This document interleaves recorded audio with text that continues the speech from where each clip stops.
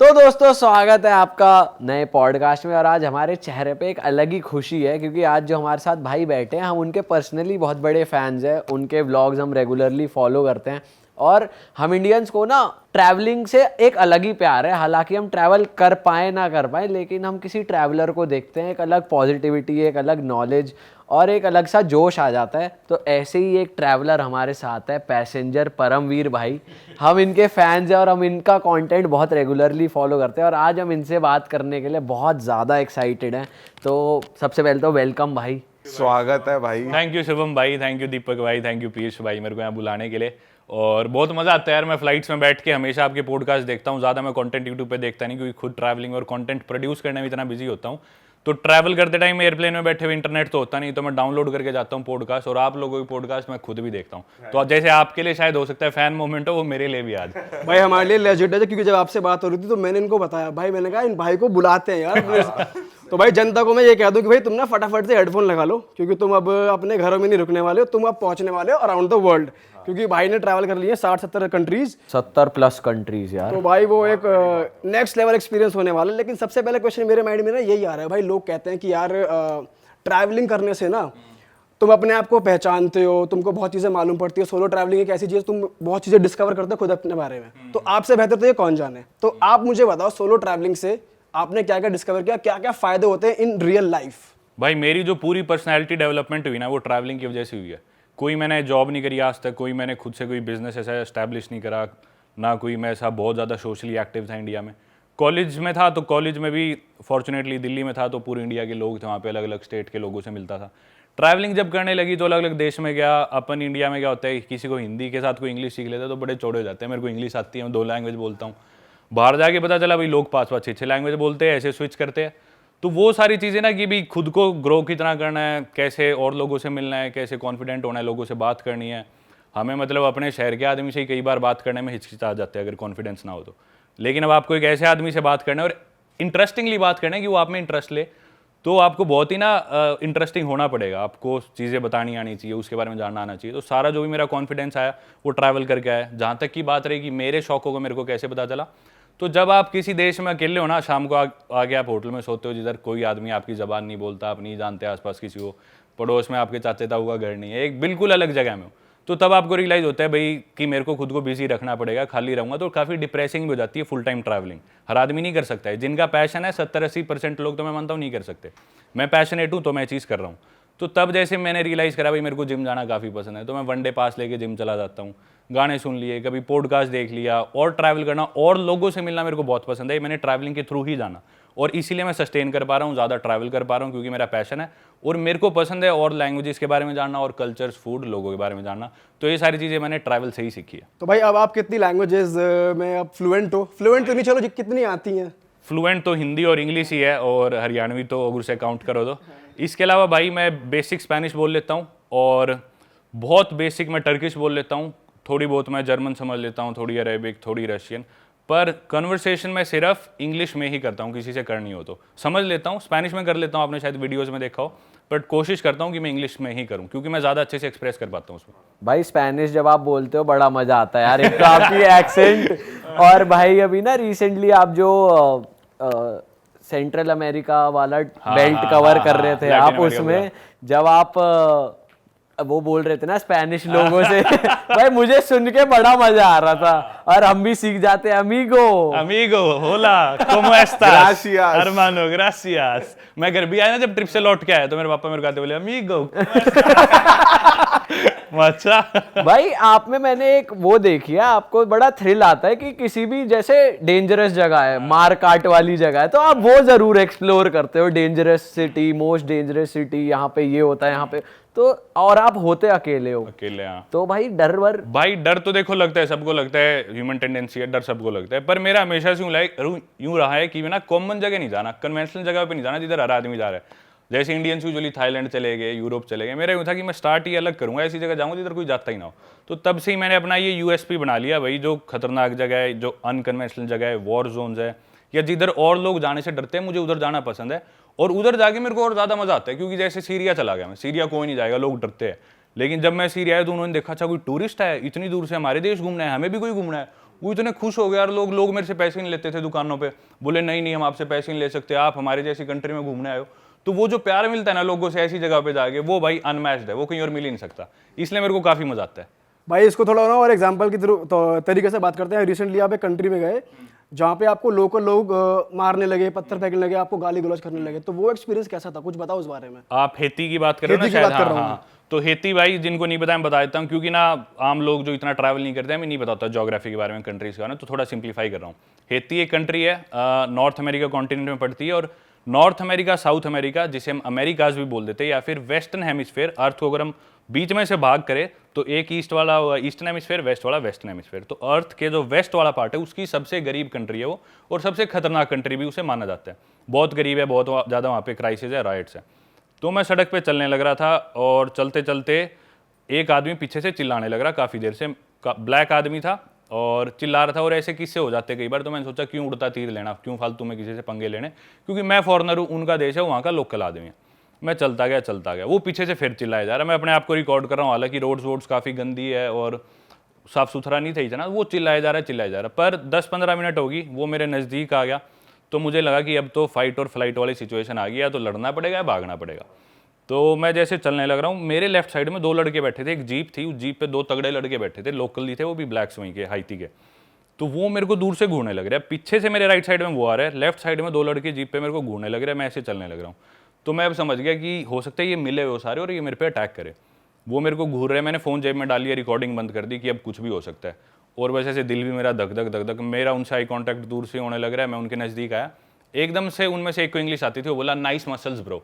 तो मैं समझ गया वो ये मेरी तारीफ करने के लिए देख रहे थे कि ये तो अपनी साइड है, अगर रोड़ा हो भी गया तो अब कोई दिक्कत नहीं है। तो मैं समझ गया अब दिक्कत नहीं है। मैंने उन्हें ओवरटेक करा, चलते चलते मैंने उन्हें थैंक यू बोला, मर्सी बोला, उधर फ्रेंच बोलते हैं और क्रियोल बोलते हैं। तो पीछे से वो फिर भी शांत नहीं, उसने देख लिया 2 इससे बात कर रहे, फिर भी वो नहीं रुका। मैं चलता गया, फिर मैंने कैमरा निकाल के अपनी रिकॉर्डिंग कंटिन्यू रखी। वो पास आया, वो चिल्लाने लग गया मेरे पे। फिर मैंने सोचा भाई अब तो इसे देखते हैं। मैंने देख लिया ये अकेला है, मुझे ये भी दिख गया इसके पास हथियार नहीं है, साइज में मैं उसके डबल था ऑलमोस्ट। तो मैंने सोचा अब तो मैं इसे ले लूँगा लपेटे में। वो पास आया, मैं बोला हाँ क्या सिस्टम है तेरा। मैंने बढ़िया उसे धमकाया इंग्लिश में, मैंने उसे गाली नहीं दी क्योंकि उसने गाली नहीं दी थी। उसने मेरे पे हाथ नहीं उठाया, मैंने नहीं उठाया, तो मैंने उसे धमकाया बढ़िया इंग्लिश में। उसके पास गया, जब मैं पास आया तब उसने देखा कि भी ये तो साइज में डबल है मेरे से, दूर से उसे पता नहीं चल रहा था। तो मेरे यहाँ तक आ रहा होगा, वो 5.25 साढ़े 5 फुट का होगा, मैं 6.5 फुट का लगभग। तो वो डर गया एकदम से, वो फिर एकदम बिदक गया, नहीं नहीं ये वाई आर यू रिकॉर्डिंग। मैं बोला भाई मैं अपनी वीडियो बना रहा हूँ, तेरी थोड़ी बना रहा हूँ, तेरे को क्या दिक्कत है, मैं चाहे कुछ करूँ, तू प्रेसिडेंट है इस देश का जो मेरे को बताएगा कि इधर रिकॉर्डिंग ना, अगर कौन है तू, पुलिस वाला है, तेरा क्या सिस्टम है। तो कर करके बोला नहीं you know better than me, I am sorry, do whatever you want to. वो डर गया और उसे धमका के फिर मैं आ गया। तो भाई ये इंसिडेंट था जो आप बात कर रहे थे। पर भाई अगर इतनी तुम्हें प्रॉब्लम है कि मैं गंदगी दिखा रहा हूँ तो अपना देश साफ कर लो भाई। लोग इंडिया के भी तो गंदगी दिखाते है, तो हमारी गलती है, साफ करो इसे, बात खत्म। भाई ऐसी बहुत सारी कंट्रीज भी हैं, जैसे आप वहाँ पर थे तो मैं देख रहा था, जो गवर्नमेंट ही अलाउ नहीं करती कि आप यहाँ फिल्म करो या आप यहाँ पे हमारी कंट्री की नेगेटिव साइड दिखाओ या ऐसे दिखाओ लोगों की हालत कैसी है, क्राइम रेट क्या है, पर आप फिर भी बाज नहीं आते। भाई मैं एक कंट्री उसमें से सोमालिया है, Somalia which is also considered to be the most dangerous country in the world. Somalia capital है मोगादिशु। मोगादिशु में कोई नहीं जाता भाई, वो बिल्कुल हर 100-200 मीटर पे चेक पॉइंट है। 15-16 साल के बच्चे होते हैं, उन्हें मिलिट्री में डाल देते हैं, सारे बंदूक लेके घूम रहे होते हैं, या तो वो गवर्नमेंट की मिलिट्री में या फिर जो अगेंस्ट मिलिशिया छोटे ग्रुप्स, टेररिस्ट ग्रुप्स हैं उनमें। अल शबाब है वहाँ का एक बहुत बड़ा टेररिस्ट ग्रुप। तो सड़क पे ऐसे राइफल्स लेके घूम रहे होते हैं। तो उधर जाने की भी एक क्राइटेरिया, आप जा नहीं सकते, सिर्फ तभी जा सकते हो जब आपके पास एक पूरी बुलेट प्रूफ गाड़ी है, आपके पास मिनिमम 2 गार्ड्स है जिनके पास AK-47 है, इसके अलावा आपके पास एक ड्राइवर है, एक टूर गाइड है, 4-5 लोग आपको प्रोटेक्ट करते हुए चलेंगे बुलेट प्रूफ गाड़ी में। उसका एक दिन का खर्चा 30-40 हज़ार रुपये आता है। हाँ। वो होए बाद ही आपको वीज़ा मिल सकता है, उसके बिना आप जा ही नहीं सकते वहाँ पे। तो मैंने 3 दिन का वहाँ पे वो लिया था, काफ़ी महंगा पड़ा मुझे वो ट्रिप। तो जाके मैंने रिकॉर्डिंग करके दिखा दिया भाई ये इनका सिस्टम है, देखो किस तरह बदमाशी चल रही है, खुली कर ये वो।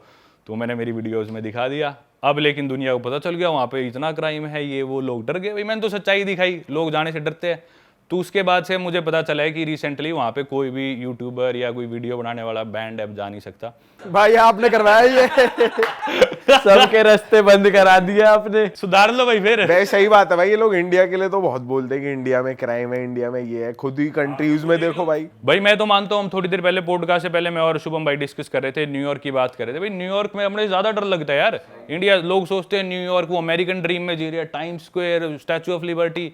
न्यूयॉर्क ज्यादा खतरनाक है अगर तुम बेवकूफ हो तो। सही बात है भाई, और गंदा भी ज्यादा है इंडिया से भाई। ज्यादा मेट्रो स्टेशन देख लो उनके। मेट्रो स्टेशन देख लो भाई, एक ना इंस्टाग्राम पे पेज है, उसका नाम है सबवे क्रिएचर्स, SUBWAY क्रिएचर्स। वो ना न्यूयॉर्क मेट्रो के सीन्स दिखाते हैं। अपने शायद दिल्ली मेट्रो में एक कोई लड़की थी छोटे कपड़ों में आ गई, कितना हुआ बना था कि छोटे कपड़ों में ऐसे कैसे आ गई मेट्रो में, रिस्पेक्ट नहीं करी इंडियन कल्चर को। भाई वो पेज जाके देखना, तुम्हें सच्चाई पता चलेगी। कई लोग, मैं बताता हूँ ना, मेरी बातें मानते नहीं लोग भाई, मेट्रो स्टेशन में जाके मेट्रो चलती मेट्रो के अंदर पॉटी कर रहे हैं। क्या? हाँ भाई, पेज पे देखो, मेरी खुद आंखों देखी चीजें है, तो अरे। मैंने मेरी आंखों से देख रखा है। एक आदमी लेके आया टब, एक लेके आया एक जार में पानी, वो टब सा खोला, मेट्रो में लोग बैठे, सीट पे बैठे, एकदम से उस टब पे खड़ा हो गया और अपना वो जार उठाया और खुद के ऊपर पानी डाल लिया, फिर कपड़े उतारे, वही पानी उठा के नहाने लग गया मेट्रो के अंदर। ये होता है भाई। भाई अच्छा, यहाँ पे दो चीजें आती हैं। एक तो जैसे आपने बोला पॉटी कर रहे हैं, वो होमलेस लोग हैं, लेकिन ये जो आपने बोला शार लेने वाला, कुछ लोग कंटेंट के लिए भी कर रहे हैं। कंटेंट नहीं भाई, वो क्रेजी है लोग, कंटेंट वाले भी है, पर ना काफी लोग ड्रग ही होते हैं ना, ड्रग एडिक्ट्स है, दिमाग मेंटली अनस्टेबल है, हिपी टाइप हो गए। हिप्पी भी कह लो, पर वो ना जिस तरह डिप्रेशन इतना यार, कम्युनिटी लिविंग है नहीं अपने तरह। अपने तो परिवार वाले संभाल लेते हैं, दोस्त रिश्तेदार संभाल लेते हैं, अकेले रहते हैं बिल्कुल आइसोलेटेड। थोड़ा सा भी दिमाग फिर गया, सेटिंग छोड़ेगी तो वो, गर्लफ्रेंड छोड़ेगी तो वो चले जाते हैं, सही बात है। फिर वो अपने नशे करते हैं, वो लाइफ से बिल्कुल ऑफ ट्रैक हो लेते हैं। भाई गन्स वगैरह भी तो आसानी से मिल जाती हैं वहां पे, हर किसी को, कोई भी ले सकता है शायद। हर स्टेट के लॉज अलग है। कुछ स्टेट्स में तो ऐसे सीधा वॉलमार्ट पे जाओ, ठीक है मेरे को दे दे एक ब्रेड का पैकेट और एक बंदूक दे दे, जाके ले आओ, ऐसा सिस्टम है। तो हर स्टेट के, न्यूयॉर्क के थोड़े से स्ट्रिक्ट है, पर न्यूयॉर्क में भी मिल जाती है। और वहाँ गन खरीदो तो कितने की आएगी वैसे? भाई गन मैंने खरीदी नहीं यार कभी, पता नहीं, गन का मुझे आइडिया नहीं। अच्छा। लेकिन टूरिस्ट लोग थोड़ी खरीद सकते हैं। नहीं, टूरिस्ट नहीं ले सकते, आप वहाँ के सिटीजन होने चाहिए। एग्जैक्ट नहीं, मैंने सब पूछा कि आपको पता हो कि कोई नहीं, वो मैंने नहीं, पर अपने से तो सस्ती होंगी ऑब्वियसली। सबवे में वहाँ पे एक और चीज़ होती है भाई, मेट्रो जैसे आ रही है तो कोई आदमी मेट्रो के पास खड़ा नहीं मिलेगा। अपने वो पीली पट्टी होती है, वो भी अपन क्रॉस करके खड़े हो जाएंगे, ड्राइवर को भी कर देंगे हाँ इधर लगा, वहाँ ऐसे नहीं, वहाँ खड़े होंगे 10 फुट पीछे। ये नहीं कि वो सिविलाइज्ड है, ये क्योंकि वो डरते हैं। क्योंकि कई लोग क्या करते हैं, जो दिमाग से पागल है, मेट्रो आ रही है किसी को भी, वो दिमाग से पागल है, धक्का दे देंगे, वो मेट्रो से भिड़ के मर जाते हैं लोग। तो ऐसे बहुत कॉमन है इंसिडेंट्स। मैं पहले दिन खुद आगे खड़ा, मैं सोच रहा है लोग पीछे क्यों खड़े, फिर मेरे को एक लोकल ने बताई, फिर मैंने जाके यूट्यूब पे वीडियोस देखी, इतना कॉमन है भाई, हर दूसरे तीसरे दिन किसी को धक्का देते हैं, मेट्रो के आगे चिप जाता है। भाई इंडिया तो वैसे ही बदनाम है, वैसे बदनाम दिमागी है भाई। संतुलन तो अमेरिका वालों को खिला हुआ है ज्यादा। हाँ भाई बिल्कुल। वो ज्यादा चटक है। और आप तो गए हो टाइम स्क्वायर के आसपास, कितने होमलेस होते हैं भाई। वो एक ना फीलिंग, आप जो सोचते हो कि हम टाइम स्क्वायर पे होंगे, बहुत खुला मजा आ रहा होगा, पर डर लगता है भाई वहां पे। डर लगता है भाई, सीपी ज्यादा बढ़िया अपने टाइम स्क्वायर से। मेरी एक वीडियो मेरे को बनानी थी, वो बीच में रहेगी, Connaught place versus time square, तो उसकी शूटिंग पूरी हुई नहीं, पर मैं पूरा कंपेयर करके बताऊंगा भाई अपना सीपी। तो यहाँ कुछ पॉइंटर्स अगर आप बता सकते हो। जैसे कि सीपी में आपको रिक्शा लेनी हो, एक रिक्शा आपको ए ब्लॉक से सी ब्लॉक जाना हो, कितने 10 रुपए ले लेगा, 20 रुपए ले लेगा। टाइम स्क्वायर में भी रिक्शा है, उस रिक्शा का प्राइस है 1 किलोमीटर का 7,000 इंडियन रुपीज, 7,000 रिक्शा के रुपए। तो वो एक की पॉइंटर था। सीपी में आपको रात को जैसे पार्टी करनी है तो कुछ भी आपको 11-12, वीकेंड है तो शायद 1 बजे तक आप बार्स में बैठ सकते हो। टाइम स्क्वायर में 11 बजे ऑलमोस्ट सब डेड हो लेता है। और मेरी खुद आजमाई हुई चीज़ है ये, आपको दारू लेनी हो तो दिल्ली में आप ब्लैक में कहीं से दारू ले लो। हम टाइम स्क्वायर में थे एक बारी, एक मेरा इंडिया से दोस्त आया था, तो वो बोला टाइम स्क्वायर घुमाइयो। इंस्टाग्राम पे हम दोस्त थे, वो भी क्रिएटर था एक, तो मेरे को थोड़ा आइडिया था अमेरिका का, न्यूयॉर्क में ज़्यादा रहा हूँ, तो मैं बोला तुझे आज मैं घुमा के लाता हूँ। तो लेकिन रात को हम गए तो पब्स वगैरह में, एक आयरिश पब था, हमें कहीं एंट्री नहीं मिली क्योंकि हमारे पास फिजिकल आईडी नहीं थी। उन्होंने नया रूल बना दिया, फोन में आईडी नहीं दिखानी, फिजिकल आईडी चाहे आप इंडिया का आधार कार्ड दिखा दो, चाहे नकली हो, बस दिखाना है एक बार। वो हमारे पास थी नहीं, तो हमने सोचा चलो भाई सड़क पे एक बियर ले लेते हैं। 11 बजे के बाद दुनिया की सबसे पॉपुलर कंट्री, दुनिया की सबसे पॉपुलर सिटी न्यूयॉर्क का डाउनटाउन टाइम स्क्वायर, उसके बाद हमें कहीं बियर नहीं मिली, कोई सुपरमार्केट नहीं, कुछ भी नहीं, कहीं बियर ही नहीं मिल रही। तो किस बात की नाइट लाइफ वहां पे, वो बोलते हैं the city that never स्लीप्स, New York के लिए बोलते हैं। सही बात भाई 11 बजे के बाद किसी दुकान पे जाके या तुम मुझे दारू लेके दिखा दो, ना ब्लैक में ना किसी दुकान में। एंड में एक कोई बार था, उसमें हमने रिक्वेस्ट करके घुसे बिना आईडी के, वो भी 2-2:15 बजे बंद हो गया, तो वहाँ हमने 2-4 बियर पी, जो किया। भाई जैसे आप यही अभी हम जो लैटिन अमेरिका बेल्ट की बात कर रहे थे, वहाँ का कोई बढ़िया किस्सा हो, आप एल सैल्वाडोर भी गए हो, तो वहाँ का कोई बढ़िया किस्सा हो, कुछ बताओ यार। भाई बताता हूँ, बढ़िया किस्से यार, हर देश का ही कुछ ना कुछ निकलता है। एल सैल्वाडोर आप लोग नहीं जानते तो सिंप्लीफाई कर देता हूँ इंडियन ऑडियंस के लिए, मतलब जो लोग इतना ज्योग्राफी नहीं जानते। एल सैल्वाडोर भी एक कंट्री है, नॉर्थ अमेरिका कॉन्टिनेंट में पड़ती है, पर उस पार्ट को बोल देते हैं सेंट्रल अमेरिका, है तो वो ऑफिशियली वैसे north America continent. L Salvador भी भाई 3-4 साल पहले तक दुनिया की सबसे खतरनाक कंट्री थी in terms of murder rate. उधर का मर्डर रेट जो है मेरे ख्याल से एक साल में, उनकी पॉपुलेशन है 60 से 65 लाख के बीच में, और शायद 3700 मर्डर्स रजिस्टर होते थे, जो कि अगर हम अपने यूपी की पॉपुलेशन से कंपेयर करें तो यूपी में थे मेरे ख्याल से 6-7 हज़ार मर्डर एक साल के, और यूपी की पॉपुलेशन है 25 करोड़, जो कि है एल सैल्वाडोर की पॉपुलेशन के 40 गुना, और देखा जाए तो एल सैल्वाडोर में डबल थी, सॉरी 3700 यूपी थे, 7000 उधर के थे। तो यूपी में इंडिया में सबसे ज़्यादा मर्डर रेट है, और यूपी से भी डबल उधर है, और यूपी से 25 गुना पॉपुलेशन कम है। तो यूपी से 80 गुना ज़्यादा मर्डर रेट है किसी देश का, तो आप हिसाब लगा लो कितना खतरनाक वो देश है। तो भाई उधर कोई नहीं जाता था, उस कंट्री को सारे स्किप कर देते हैं सेंट्रल अमेरिका में, मतलब इतना ज़्यादा मर्डर रेट है। आम बात है, वहाँ पे बस में चढ़े, गन लेके आगे, ढाई मारा, लोगों को लूटा, पैसे लेके चले गए। तो टूरिस्ट डरते हैं, सब लोग डरते हैं, पूरा माफिया है वहाँ पे। 2 गैंग्स है, मारियो त्रेसे मतलब 13, और बारियो सेल्वात्रेचा, ऐसे कुछ नाम है। 2 ये गैंग्स ऑपरेट करती है, इनका गैंग वॉर है। ये ड्रग्स वगैरह कंट्रोल करना है, यूएस जो ड्रग्स जाएंगे, कोकेन मार्केट, सारा उसको लेके और टेरिटरी को लेके लड़ाई है में। 2019 में उनका प्रेसिडेंट आया नायब बुकले, शायद 19 में आया था, थोड़े से मेरे फैक्ट्स ऊपर नीचे ईयर्स हो सकते हैं। नायब बुकले ने क्या करा, वो बोला भाई मैं खत्म करूंगा जितना भी ये क्राइम है ना, गैंग्स वैंग्स, मैं सारे निपटाऊंगा। उसने ऑर्डर दे दिया पुलिस को, भाई मैं तुम्हें नौकरी से निकाल लूंगा, बशर्ते तुम्हें जो भी आदमी जिसके शरीर पर टैटू है ना, वो पकड़ के जेल में डाल दो। जो भी आदमी दिखे, भाई कोई टूरिस्ट मेरे जैसा भी हो, अगर मेरे भी टैटू है तो पकड़ के डाल देंगे जेल में। बाद में पूछताछ होगी भाई क्यों टैटू है, क्योंकि गैंग्स वाले टैटू से आइडेंटिफाई करते हैं खुद को, मुंह पे टैटूज, गैंग्स के टैटूज इधर। तो आम आदमी ने चाहे अपनी माँ का नाम भी लिखा रखा हो, पकड़ के डाल दिया जेल में, फिर पूछेंगे भाई टैटू क्यों है तेरे, क्या आदमी है, क्या तेरी हिस्ट्री है, पूरा उसका वो देखेंगे बैकग्राउंड, फिर छोड़ते थे। तो उसने भाई इतने आदमी पकड़े, एक दिन में उसने कई गैंग मेंबर्स मरवा दिए, क्योंकि ना गैंग मेंबर्स ने हद पार कर दी थी, कुछ ऐसा किया था। तो उसने बदला लिया और एकदम से गैंग्स अब ऑलमोस्ट काफ़ी हद तक साफ हो चुकी है। तो मैं गया जस्ट इस इंसिडेंट के बाद, लोग अभी भी नहीं जा रहे थे, तो भाई मैंने जाके देखा ना भाई, इतना ज़बरदस्त देश लगा मेरे को, काफ़ी तो सस्ता और इतना अनएक्सप्लोर्ड भाई, इतनी सुंदर सुंदर वहाँ पे लेक्स, मेरे अलावा कोई टूरिस्ट नहीं वहाँ पे, इतना मज़ा है ना भाई, ज़बरदस्त।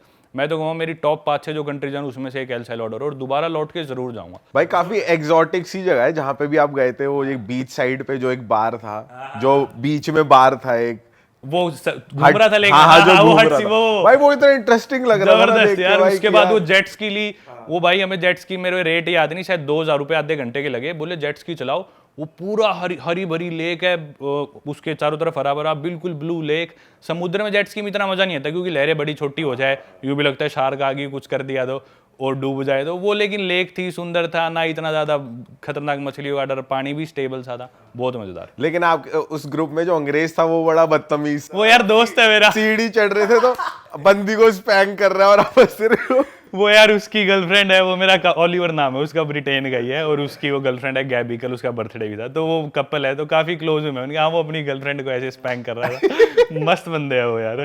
भाई आपकी जैसे अंग्रेजों से भी दोस्ती रही है, और जैसे अपने इंडिया में दोस्ती यारी रहती है कि भाई मरने मारने वाली सीन रहता है कि भाई पे कोई बात आ जाए, वैसे मुझे लगता है अंग्रेज काफी कोल्ड होते हैं, क्योंकि मैं आपके व्लॉग्स में ही देख रहा था। तो जैसे आपका कोई कपल दोस्त है तो वो अपने हॉस्टल जाएगा टाइम से सीधा काम के लिए मिले, वरना अलग अलग। इतने कोई हेल्पफुल खास होते नहीं, क्योंकि जैसे मैं देख रहा था कि उनका वीजा लग गया तो ये नहीं आपका भी लगवा के ले जाए साथ में। तो कैसे रहता है, मतलब आप एक्सपेक्ट नहीं कर सकते हैं ना? भाई दोस्ती तो देखो जैसी अपनी होती है, मेरे को तो ऐसी कोई दोस्ती मिली नहीं कहीं भी, खास करके जिस अपने नॉर्थ इंडिया में जो है भाई भाईचारे में ये कर दो वो कर दो, वो अपनी जगह ठीक है, अपन अपनी जगह ठीक है। जितनी ज्यादा डेवलपमेंट आ गई ना जिस देश में, उतने ही लोग थोड़े से सेल्फिश होने लग जाते हैं, वो अपनी डेवलपमेंट पे ज्यादा ध्यान देते हैं। अब उसे दिख रहा है भाई मैं इसके साथ जाऊंगा किसी काम पे, 1 घंटा खराब होगा, इसमें मैं अपने लिए 1 घंटा ये प्रोडक्टिव काम कर सकता हूँ, मैं अपना काम क्यों छोड़ूं। तो वो अपनी जगह ठीक है। जैसे स्पेशली जर्मन्स काफी इस चीज में बुरे, हाँ वो दोस्त काफी अच्छे होंगे, लेकिन उनकी दोस्ती होगी कि अपन मिलेंगे 7:05 पे और 8:13 पे मैं निकल जाऊंगा, मेरी मीटिंग है जो भी। बिल्कुल ऐसे है वो। ऑस्ट्रियंस बिल्कुल ऐसे है, स्कैंडिनेवियंस है बिल्कुल ऐसे है कि भी नहीं मैं ना आने में मेरे को 30 सेकंड देरी हो जाएगी, सॉरी मेरा वेट कर दियो। मैं 30 सेकंड में आधा घंटा लेट आता हूँ, फिर भी बोलता हूँ तेरी गलती है, तू मेरे को लेने क्यों नहीं आया। वही तो उनका थोड़ा होता है ज्यादा। तो अपने जिन देशों में डेवलपमेंट थोड़ी कम है, लोग थोड़े कम पंक्चुअल मिलेंगे, लेकिन दोस्ती उतनी बढ़िया मिलेगी। तो जान जब वाली। तो जैसे सामने वाले आपको पता है कि मौका आने पे आपकी हेल्प नहीं करेंगे, तो आप अपना इंडियन पना रखते हो या जो जैसा उसके साथ वैसा? नहीं भाई मैं सही बताऊं तो मेरी 26 साल उम्र है और कितने 70 देश घूम लिया। मैं ऐसे कॉकी साउंड नहीं करना चाहता, पर मुझे लगता है कि मेरी एज के किसी आदमी ने इंडिया में मेरे से ज्यादा दुनिया देखी होगी।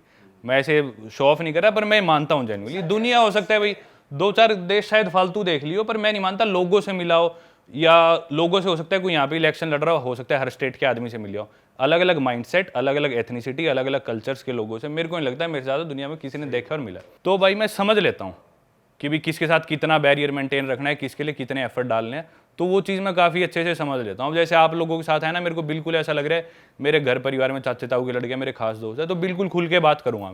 आप मेरे को कोई काम कह दोगे पॉडकास्ट के बाद, कल परसों अभी, तो मैं करूँगा। वहीं अगर कोई और होता है, भाई मेरे को लग रहा है ये अपना काम देख रहा है, मैं उसकी कोई बुराई नहीं करूँगा, पर उसी तरह से पेश आओ, जो जैसा वैसे रहो।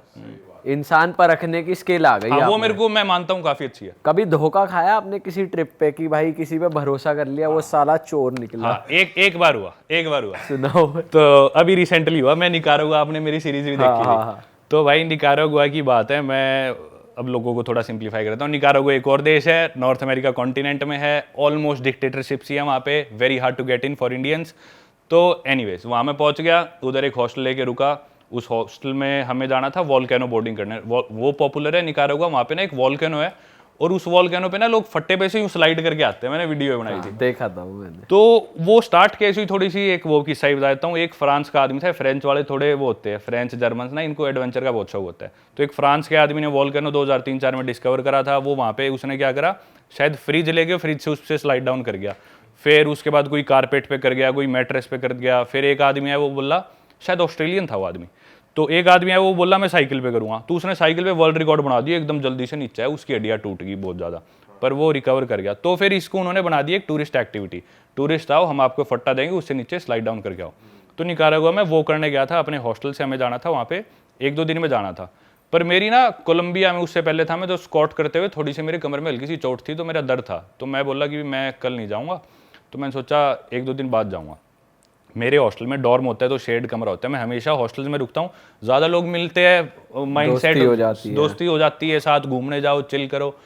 तो उसी हॉस्टल में एक लड़की थी नॉर्वे की, तो हम सबकी दोस्ती हुई थी। तो नॉर्वे वाली लड़की मेरे को शाम को बोलती कि भाई चलना पार्टी करने चलते हैं आज शाम को। और मेरे को रेस्ट करना था, क्योंकि मेरे को था कि मेरी कमर ठीक हो जाए, मैं फिर वॉल्केनो बोर्डिंग करनी है मेरे को। मैं बोला तू जा, नहीं मैं नहीं जा रहा पार्टी करने। हमने लंच साथ करा था, तो वो सोची थी शाम को भी चले गए, तो मैंने मना कर दिया उसे। तो वो अकेले चली गई पार्टी करने। मैं सो रहा हूँ अपने बेड में, सुबह 3 बजे आती है वो, मेरे को रोते रोते उठाती है और रोने लग रही। कमरे में और सारे सोने लग रहे, मेरे पास आके चीख चीख के रो रही। मैं बोला क्या हुआ? बोली कि मैंने बाहर ऐसे पार्टी करने गई थी, एक कोई मेरे को बूढ़ा अंकल मिला कनाडा का, उसके साथ मैंने बीयर पी ली और मेरे को नशे हो गए। वापस आने लगी तो किसी ने मेरे साथ छेड़छाड़ करी और मेरा फ़ोन छीन लिया और मेरे साथ गलत हुआ है। तो मेरे को उस पर बहुत ज़्यादा दया आई, मेरे को बहुत बुरा लगा यार। मैंने पहले तो उसको थोड़ा सा डांटा कि भाई ये तेरा मतलब क्या है, ऐसे रात रात को घूमना और बूढ़े अंकल के साथ बियर पीना। तो मेरे को इस चीज़ पे भी गुस्सा आया। फिर मैं बोला चल कोई नहीं, अब जो हो गया तू आराम कर। मेरी थोड़ी सी बहुत ही मैं सिंपैथेटिक हो गया उसकी तरफ। तो मेरे पास बोली मेरे पास फ़ोन नहीं है, घर पे बात करनी। तो मेरे पास फ़ोन था, मेरा 2 फ़ोन रखता हूँ, एक iPhone 14 Pro, एक था मेरे पास iPhone 12 Pro Max। तो मैं बोला कि भाई ये फ़ोन तू रख ले, कोई नहीं अपने घर पे बात कर ले और ऐसे वैसे। तो वो बोली ठीक है थैंक यू। उसने घर पे बात करी, अपने जो भी सबको बताया। सुबह हुई तो बोली कि मेरे को नया फ़ोन चाहिए, मेरे साथ फ़ोन लेने चल पड़ेगा क्या। तो हालांकि मेरे को और काम था, उस दिन रिकॉर्डिंग पे जाना था। मैं बोला चल मैं चल पड़ता हूँ। मैं उसे ले गया, उसके लिए फ़ोन सेलेक्ट करा, फ़ोन दिलवाया। वो फ़ोन कल आना था, उधर भी उसकी मदद करी, फिर उसे खाना दिलाया, वापस लाया। भाई मैंने उसकी 2 दिन पूरा ध्यान रखा उस लड़की का, उसके साथ जो हुआ। 2 दिन बाद उसने नया फ़ोन ले लिया, मेरे को उसने मेरा फ़ोन लौटा दिया। मेरा फ़ोन भी ख़राब करके दिया उसने, वो वापस आया, उस पर 15,000 रुपये खर्चा आया। छोड़ो चलो, फ़ोन दे दिया। अब क्या हुआ कि नेक्स्ट डे हमें जाना था वॉल्केनो बोर्डिंग करने। वो अपनी जाके फ़ीस दे आई और मैं बोला कि मैं फ़ीस नहीं दे के आया। बोली मैं ना खाने जाने लग रही हूँ।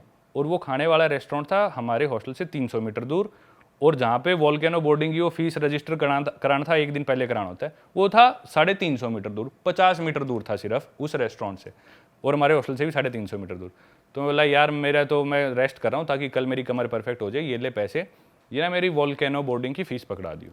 तो बोली लड़की बोली sorry but I am not going there, I am going to have my lunch, I don't want to walk 50 extra metres. मतलब वो लड़की बोल रही है मैं तेरे लिए 50 मीटर एक्स्ट्रा क्यों चलूँ, मैं क्यों तेरे पैसे दूँ। बोली नहीं तू खुद दे आ। मतलब भाई मेरा उस दिन मेरे को इतना बुरा लगा ना यार, तो बताओ अपन कितना ज़्यादा किसी के लिए करते हैं कई बार। भाई ये क्या सीन है यार, भाई इंडियंस ना बहुत दिलदार हैं, बाहर के लोग नहीं है यार। भाई ये थोड़े चोर भी होते हैं, चोरी भी होती है हाँ। जैसे हम भी गए थे लंदन घूमने, हम भी एक डॉम में रुके थे भाई। हम मतलब पार्टी वार्टी करके हमने सोचा कि हम थोड़ा और आगे निकलते हैं, पहले हॉस्टल में चिल करा थोड़ा, फिर हम चले गए। तो जब हम वापस आए ना, तो हमने देखा भाई हमारे 1-2 सामान हमारा गायब है। हाँ, और हमारे साथ रुके हुए थे डॉर्मेट्री में गोरे ही थे, और एक हरामी तो हमारे बेड पे सो गया। हमने कहा उठाए, कच्छा उतार के सो रहा। ये मेरे साथ भी होता है भाई। भाई एक तो वो बंदा ड्रंक, उसकी कमर पे रखा हुआ सुट्टे का डब्बा, और वो बंदा नेकेड बैठा है। उसकी चूतर दिख रही, मैं कहा बे यार बेशरम से होते हैं ये थोड़े, है ना। भाई। फिर हम परेशान हो गए, हमने कुछ नहीं, चलो सुट्टे का डब्बा उठाया उसका, हम चलते बंद।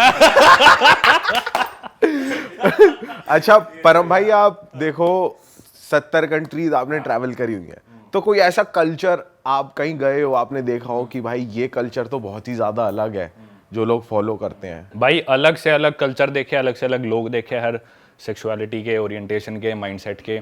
सबसे अच्छा कल्चर तो मैं अपना कल्चर मानता हूँ, जो भी कल्चर है। पर क्या है ना, हर कल्चर में अच्छाइयाँ देखो जो भी है। और एक चीज़ ना बहुत ज़्यादा जो मैंने ट्रैवलिंग से ही सीखी, भाई कई कल्चर्स बिल्कुल ऑपोजिट होंगे, पर अपने लिए वो चीज़ बहुत अजीब है। जैसे वो इथोपिया मुर्सी ट्राइब में गया था, औरत अपना होठ काट के उसमें प्लेट डाल लेगी, और वो सोचते कि भी ज़्यादा सुंदर लग रही हूँ, मेरा होठ बड़ा होगा, होठ में छेद बड़ा होगा। तो 2 आदमी लड़ेंगे, एक आदमी मर जाएगा, जो जीतेगा आदमी वो अपनी पसंद की लड़की गाँव से चूज़ करेगा, उसके बाद उसकी शादी हो जाएगी। ये चीज़ बहुत अजीब है। पर ना हम उधर देखने गए हैं, उनके पास गया हूँ, तो मैं जाके बोलूँ भाई ये क्या कर रहे हो, अजीब है, वो चीज़ मैं गलत मानता हूँ, क्योंकि मैं गया ही क्यों वहाँ पे। एक तो दूसरी चीज़ ना, जैसे अपने अंदर अरेंज्ड मैरिज का कॉन्सेप्ट बहुत नॉर्मल है इंडिया में। यही बात आप किसी गोरे को बता दो, कहेगा ये क्या मतलब, ये क्या कल्चर हुआ, तुम्हारे घर वाले कैसे तुम्हारा पार्टनर डिसाइड कर देंगे। वहीं अगर हम बाहर जाएंगे तो सिर्फ बीफ खाते हैं, अपन बीफ नहीं खाते बिल्कुल भी। अपने लिए बीफ खाना मतलब बहुत बड़ा पाप है। बाहर मीट ही बीफ चलता है सबसे ज़्यादा। तो देखा जाए ना, तो मतलब हर कल्चर अपनी जगह ठीक है। वो बीफ खाते हैं, ठीक है भाई, उनको वो अवेलेबिलिटी है, उनको अपने हिसाब से शादी करनी है, करो। उनका जो लाइफस्टाइल है, एनवायरनमेंट है, उसको देख के उन्होंने डेवलप किया। हमारे कल्चर अपनी जगह। तो भाई अजीब वगैरह होती है, सारी तरह के लोग देखे, ओपन मैरिजेस देखी है, और कई 70-70 साल के लोग हैं, कभी शादी नहीं करी, बहुत खुश है, पर ज़्यादातर ऐसे होते हैं डिप्रेशन में है। तो सारी तरह के लोग देखे हैं, सब चीज़ें अपनी जगह, वो ठीक है, अपनी जगह अपन ठीक है। भाई आपने टर्म बोला ओपन मैरिजेस, ये क्या चीज़ है और ये कैसे प्रैक्टिस करते हैं? ओपन मैरिज होती है भाई जब आपकी शादी होगी, but then you are still looking for new sexual partners, मतलब पति भी और पत्नी भी। तो आप चाहे शादी हो चुकी, हम एक दूसरे से कमिटेड है। जो इमोशंस है वो हम सिर्फ पति पत्नी आपस में शेयर करेंगे, उसके अलावा जो भी नीड्स है वो हम बाहर सीख कर सकते हैं किसी और पार्टनर से। आपको इनवाइट किया किसी ने? नहीं भाई, मेरे को एक लड़की मिले बहुत है मेरे को। एक लड़की थी, वो थी यूएस की, तो उसके साथ मेरे को मिली, वो फ्रैंकफर्ट जर्मनी में। तो उसके साथ ऐसी बात चल पड़ी, तो मैं बोला कि भी अच्छा कौन कौन है घर में, किसके साथ रहती हो? तो बोली I live with my nesting partner. Nesting partner, मैं बोला वो क्या होता है? बोली नहीं, नेस्ट मतलब हमारा घोंसला, और मेरे घोंसले में जो मेरा पार्टनर रहता है वो, तो हम उसे नेस्टिंग पार्टनर बोलते हैं। तो मैं बोला इजंट ही योर हस्बैंड और योर बॉयफ्रेंड? बोली no, he is my nesting partner. मैं बोला ऐसा क्यों? बोली क्योंकि हम और मेट्स भी आते रहते हैं ना, कभी मेरा और बॉयफ्रेंड आ गया, उसकी और गर्लफ्रेंड आ गई, तो हम नेस्टिंग पार्टनर बोलते हैं। तो ये कंसेप्ट काफ़ी कॉमन है। एक और लड़की मेरे को जर्मनी में ही मिली थी, वो रोमेनियन थी, लेकिन यूएस में काफ़ी कॉमन है कल्चर, और यूरोप में काफ़ी कॉमन है, बहुत होता है। भाई यूरोप वाली जो बेल्ट है वो हम इंडियंस के लिए काफ़ी एक्सेसिबल है, काफ़ी लोग जाते हैं वहाँ पर। और आप दोनों बेल्ट कवर कर चुके हैं, अमेरिकन बेल्ट भी कवर करी है, जो इंडियन ज़्यादा नहीं जाते, और ये वाली बेल्ट भी आप कवर कर चुके हैं। तो मुझे डिफरेंस बताओ ज़रा अमेरिकन और यूरोपियन में। अमेरिकन्स क्या है, एनवायरनमेंट को लेके इतने ज़्यादा ध्यान नहीं देते, ज़्यादा प्लास्टिक यूज़ करेंगे, थोड़ा बहुत कचरा भी कर देंगे, ज़्यादा फ्लाइट्स लेंगे, शिप्स लेंगे, जो मन में आएगा वो करेंगे। थोड़े सन की टाइप है कि इस वे में कि भी हमारी मर्जी हम कुछ करें। Europeans on the other hand वो सोचते हैं कि हमारी मर्जी हम कुछ भी करें, लेकिन हम किसी और को नुकसान नहीं पहुंचाएंगे, हम एनवायरनमेंट को नुकसान नहीं पहुंचाएंगे, हमारी वजह से कोई परेशान ना हो, हम खुद की खुशी के लिए कुछ भी करेंगे। यूरोपियंस का ये माइंडसेट है। तो उनको जो भी करना होगा ना, वो कहेंगे कि नहीं हम प्लेन से नहीं लेंगे, एनवायरनमेंट को नुकसान पहुंच रहा है, जो CO2 एमिशन होती है बहुत ज़्यादा होती है, हम शिप्स नहीं लेंगे, हम क्रूज़ नहीं लेंगे, हम कचरा नहीं फेंकेंगे। वो बहुत ज़्यादा इस तरह के यूरोपियंस। हम बस और ट्रेन यूज़ कर लेंगे, पब्लिक ट्रांसपोर्ट लेंगे, साइकिल चलाएंगे, गाड़ी नहीं लेंगे। अमेरिका में शो ऑफ बहुत ज़्यादा है, पैसा बहुत ज़्यादा है। अमेरिका की इस तरह की सोसाइटी है। वैसे क्राइम मुझे लगता है अमेरिका अमेरिकन में ज़्यादा है। अमेरिका में ज़्यादा है। जैसे कोलंबिया वगैरह आप गए हो भाई, वहाँ पे हमने बहुत ज़्यादा डॉक्यूमेंट्रीज भी देखी हैं, और ये नार्कोस वगैरह भी देखा है कि बैग में स्लिप कर देते हैं। हाँ भाई, कोलंबिया से रिलेटेड किस्सा बताता हूँ आपको, बढ़िया, मतलब काफ़ी किस्से कोलंबिया के, तो पर एक काफ़ी इंटरेस्टिंग।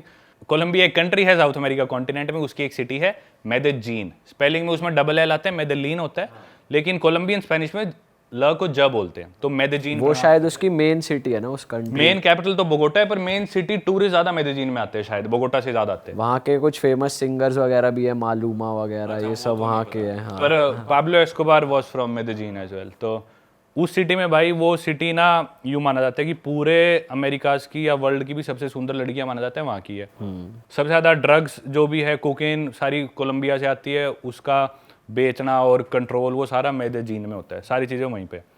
तो एक नया ड्रग चला हुआ है, उसका साइंटिफिक नेम तो है स्कोपोलामीन। कॉमन नेम है उसका डेविल्स ब्रेथ। वो कोलंबियन ड्रग है, कोलंबिया में उगता है वो ड्रग अगर मान लो भाई आपके सिस्टम में चला गया ना दीपक भाई, लेट से मैंने आपकी पानी में मिला दिया या आपके किसी तरह आपके अंदर चला गया, तो 1-2 दिन तक आप ना हिप्नोटाइज से हो जाओगे, आप होश में रहोगे लेकिन आपको पता नहीं आप क्या कर रहे हो, जो मैं कहूँगा ना वो करोगे। अच्छा। 1-2-3 ढाई 1 दिन तक उसका नशा रहता है, तो आप उसके नशे में रहोगे। और वो नशा ना मतलब थोड़ा सा वो ड्रग आपके अंदर चला जाए तो वो आप पे असर कर देता है। तो वहाँ पे बहुत ज़्यादा चला हुआ है कि ना क्लब्स में लड़कियाँ या कोई भी आदमी आपकी ड्रिंक में डाल देगा, वो स्पाइक कर देते हैं। या आप सड़क पे चल रहे हैं, आपको किसी ने विजिटिंग कार्ड दिया, आपने विजिटिंग कार्ड पकड़ा, वो फेंक दिया, लेकिन कार्ड पे वो ड्रग लगा था, वो आपके हाथ पे लग गया, तो आपके बाद में आपने मुंह साफ करा तो आपकी नाक से आपकी बॉडी में चला गया। वो ड्रग ऐसा जाता है भाई, उसका इतना मिसयूज़ करते हैं लोग वहाँ पे। मैं आपको स्टोरीज बताता हूँ, मेरी आंखों देखी। 2 अमेरिकन्स थे, वो एक पब में बैठे, जाके टेबल पे दारू पीने लग रहे। 11-12 बजे पब बंद हो गया। उसके बाद वो साथ में एक टेबल पे कपल था, वो कपल आगे बोला भाई हम तुम्हारे साथ बैठ जाएगा, वो बोले हाँ बैठ जाओ। कपल तो ठीक सा लग रहा था, कपल पे कौन शक करता है। 3 दिन बाद उनकी नींद खुली अपने अपार्टमेंट में। वो अमेरिकन्स थे, काम करते थे मेदेजीन कोलंबिया से। अपने अपार्टमेंट में ज़मीन में सो रहे थे, उनका फर्नीचर बेड वेड सब गायब। सिक्योरिटी के पास गए, भाई हमारा सामान गया। बोले अरे आपके दोस्त ले गए, आप ही तो रखवा रहे थे गाड़ी में। बोले कैसी बात कर रहे हो। उन्होंने वीडियो फुटेज दिखाई, वो खुद उठवा के अपना फ्रिज सामान रखवा रहे। ओ भाई ये तो कुछ नहीं है, एक और स्टोरी बताता हूँ, ये भी सच्ची स्टोरी। एक आदमी था, वो भी था अमेरिकन, वो आया क्लब में, उसकी किसी लड़की से बात हुई, मेदेजीन सिटी की बात है, मैं 1 महीना रहा वहाँ पे। उस लड़की से उसकी बात हुई, लड़की ने बोला कि चल ठीक है तेरे अपार्टमेंट चलते हैं। उसने एयरबीएनबी रेंट कर रखा था, उसके फ्लैट पे आ गए वो। उस लड़की की नींद खुली है भाई 2-2.5 दिन बाद अपने बाथटब में, और बाथटब में थी बर्फ और बाथटब पूरा लाल। 2 दिन बाद क्या किया, वो लड़की उसके साथ आई तो आई, उसकी ड्रिंक स्पाइक कर दी। बाद में आता है एक डॉक्टर और एक आदमी आते हैं, उस लड़की की किडनी निकाल के ले गए, और यहाँ पे स्टिचेस आए हुए और बाथटब में बर्फ में लेटा हुआ आदमी। ये करता है वो ड्रग भाई वहाँ पे। तो मेदेजीन में you have to be very careful. मैं नहीं जानता किसी भी एक ट्रैवलर को जो मेदेजीन गया और लूटा ना हो। आपके ऊपर भी हुआ है कभी? मेरे साथ नहीं हुआ भाई। तो वो ट्रैवलर आप ही हो जो नहीं लूटे। मैं मानता हूँ भाई, मैं इतना केयरफुल था ना, आप कह रहे थे मैं रिस्की जगह पे जाता हूँ, मेदेजीन जितना डर मेरे को कहीं नहीं लगा और उतने मजे भी कहीं नहीं आए टू बी ऑनेस्ट। रात को मैं निकलता नहीं था, हमेशा ग्रुप बना के निकलो, जैसे बाहर जाना है तो और दोस्त बनाओ, 7-8 के ग्रुप में निकलो, अकेले नहीं जाना। एक आधी बार मजबूरी मेरे को रात को जाना पड़ा है तो मैं शॉर्ट्स जूते पहन के निकला हूँ, फोन वोन घर पे छोड़ के और भागता हुआ जाता हूँ और काम करके भागता हुआ आ गया, वरना बाहर निकलो ही मत। ड्रिंक हमेशा अपनी कवर्ड रखनी है, अंगूठा डाल के रखना है, ग्रुप में रहना है, अनजान आदमी से बात नहीं करनी, अनजान लड़की से बात नहीं करनी। लोग सोचते हैं भाई इतनी सुंदर लड़की आके मेरे से बात कर रही है कुछ, अरे भाई तुमसे इंडिया में बात नहीं करी, वहाँ पे कोई क्यों करेगी। सही बात। तो ऑब्वियस आदमी को पता है मैं कितना पानी में हूँ, तो जाके ना ऐसे कई लोग यूँ रिफर जाते हैं कि मैं तो यूँ, तो थोड़ा वो चीज़ ध्यान रखनी पड़ती है। आप कंट्रोल हो, आपने देखा हो तो कोई दिक्कत नहीं। भाई ड्रग कार्टेल्स यार मेक्सिको में भी बहुत है और क्राइम रेट भी है, तो वहाँ गए हो आप, वहाँ का कुछ बताओ। वहाँ पे भाई आप नाम लो कंट्री का किस्सा है मेरे पास। तो जो जितना पहले क्राइम था ना वो था मोस्टली कार्टेल्स वगैरह, कोलंबिया में ज़्यादा कंट्रोल थे। कोलंबिया में अब कार्टेल रिलेटेड क्राइम कम हो गया और वो शिफ्ट हो गया मेक्सिको में। तो मोस्टली जितने भी कार्टेल्स है वो मेक्सिको में। मेक्सिको का जो ड्रग लॉर्ड है मेन वो है एल चैपो, जो कि अमेरिका में शायद कोलोराडो की जेल में लाइफ सेंटेंस उसे मिली हुई है। पाब्लो एस्कोबार तो कोलंबिया बट अभी भी उसकी कार्टेल चल रही है। हाँ वही बता रहा हूँ मैं, उसी पे आ रहा हूँ। उसकी कार्टेल है सिनालोआ कार्टेल। तो मैं एक सिटी में रहा था ग्वादलाहारा, जो कि मेक्सिको में ही है, उधर भी मेरा 1 महीना। उस सिटी में ही वो ऑपरेट करती है, उसके आसपास आउटस्कर्ट्स में सिनालोआ कार्टेल। एल चैपो भाई इतना इन्फ्लुएंशियल आदमी है, उसके लड़के को पुलिस ने पकड़ लिया था 2-3 साल पहले, शायद 2019 की बात है, कोविड से पहले की। तो भाई उसके कार्टेल ने आर्मी पे हमला कर दिया, देश की पुलिस पे, सड़कों पे लोगों को मार रहे, गाड़ियां पकड़ ली। तो मतलब इतना प्रेशर आ गया प्रेसिडेंट पे, उसके लड़के को छोड़ना पड़ा। क्यों छोड़ना पड़ा? क्योंकि भाई उसके कार्टेल ने आर्मी पे हमला कर दिया, इतना दबाव बना दिया। अब हिम्मत करके उसके लड़के को थोड़ा सा दोबारा पकड़ा है, 1 साल भी नहीं, कुछ महीने पहले दोबारा पकड़ा है। तो दोबारा वहाँ पे वो कर रहे हैं लफड़ाबाजी, राइट्स वगैरह चल रहे हैं। एनीवेज मैं था भाई ग्वादलाहारा सिटी में, हम हॉस्टल से गए, दोस्त बन गए। एक दोस्त था मेरा अर्जेंटीना का मैक्सी, और एक अमेरिका का, ऐसे हमारा ग्रुप सा बन गया 6-7 लोगों का। हम चले गए क्लब में। तो ग्वादलाहारा जो सिटी थी उधर एक टेक्नो क्लब था। अच्छा, तो अपने को ज़्यादा टेक्नो वेक्नो समझ में नहीं आते, पर ठीक है जाके खड़े हो गए, हाथ पैर वैसे ही लाने होते। तो मैं अपना खड़ा रहा वहाँ पे, हमारी होगी दोस्ती 2 लड़कियों से, हमारे ग्रुप में लड़कियाँ भी थी ऑलरेडी, तो 2 और लड़कियों से हमारी दोस्ती होगी। तो हमने सोचा चलो वापस हॉस्टल चलते हैं। हम आके अपने हॉस्टल में, डॉर्म्स में तो लोग सो रहे होते हैं, तो हम बैठ गए छत पे। सुबह के 5-6 बज गए थे। एक लड़की को ठंड लग रही थी, मेरे पास एक्स्ट्रा जैकेट थी, मैं अपने बेड में से ला के मैंने उसे जैकेट दे दी, ऊपर छत पे ले पहन ले। बात चलने लग रही है कि भी अच्छा क्या करते हैं सब। सुबह के 6-7 बज गए और उनमें से एक लड़की, तो कुछ लोग उठ भी गए, जाके सो गए, तो हम 4-5 लोग बचे थे। तो उसमें से एक लड़की बोलती कि मेरे पापा एल चैपो के लिए काम करते हैं सिनालोआ कार्टेल में। और भाई हम जो, मैं और मेरे साथ में 1-2 और दोस्त हैं, हम बिल्कुल ऐसे सुन रहे हैं कि भाई किसके साथ बैठे हैं हम, मैं यहाँ पे तो कोई बचाने भी नहीं आने वाला, कुछ होगा तो। मेरी जैकेट उसके पास, आज भी उसी के पास है मेरी जैकेट, मैं लेके नहीं आया। मैं भाई बाथरूम के बहाने गया और आगे बेड में सो गया।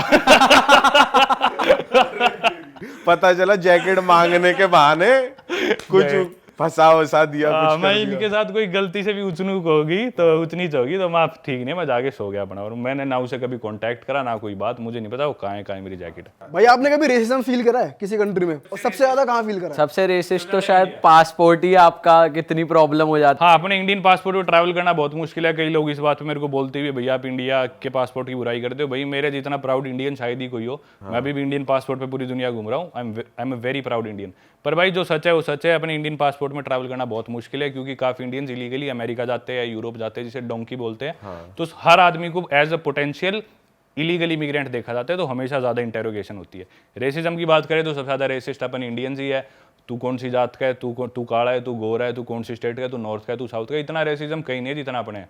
बाहर ऐसा कोई खास रेसिज्म होता है, थोड़ा बहुत हर जगह। मेरे को इतना ज़्यादा फील हुआ, मेरे को हमेशा स्पेशली फील हुआ, क्योंकि एक स्टीरियोटाइप सोच रखा होता है इंडियन होएगा कोई छोटा सा आएगा चश्मे लगा के कंप्यूटर पे काम करने वाले हो, तो या फिर होगा वो डोंकी वाला जो पेट्रोल पंप पे काम करते हैं, मैकडी पे काम। तो सोचते हैं इंडियन और बैकपैकर ऐसे ट्रैवलर दुनिया घूम रहे हैं। तो मेरे को देख के आमतौर पे लोग थोड़े से इंप्रेस हो जाते हैं, भाई इंडियंस हमने देखे नहीं ऐसे ट्रैवल करते हुए, और इंडियंस तो छोटे छोटे होते हैं, आप थोड़े लंबे हो, देखने में थोड़ी सी आपकी हाइट बॉडी।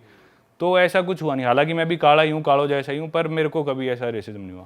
भाई हमने भी, जैसे हम भी गए ना, हमें भी लगता है कि जैसे बाहर के लोग फ्रेंडली हैं, काफी फ्रेंडली तो हैं कि बात करते हैं ओपनली, और लड़के ही नहीं, लड़कियां भी ओपनली बात करती हैं। हाँ हाँ, जितनी कंजर्वेटिव सोसाइटी होगी उतनी लड़कियां कम बात करेगी। अरब कंट्रीज में, मिडिल ईस्ट में जाओगे वो ओपनली नहीं बात करेंगे। आप यूरोप में, स्पेशली अमेरिका में बहुत खुले, लैटिन अमेरिका में खासकर वीडियोस में देखा हो, लड़कियां चिपक जाती थी मेरे।